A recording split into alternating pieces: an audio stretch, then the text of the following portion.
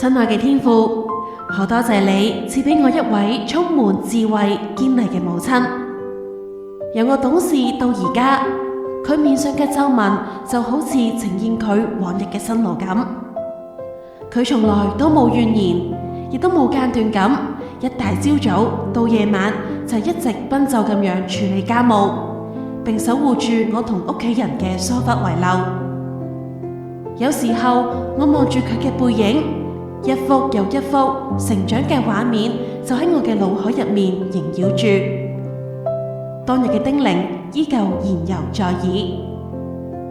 天上父親，箴言講得真係好，智慧婦人建立家室，愚妄婦人親手折毀。願媽媽喺呢個母親節假期入面，可以享受天父俾佢辛勞嘅成果，賜俾佢屬天平安喜樂。奉主耶穌之名禱告，阿門。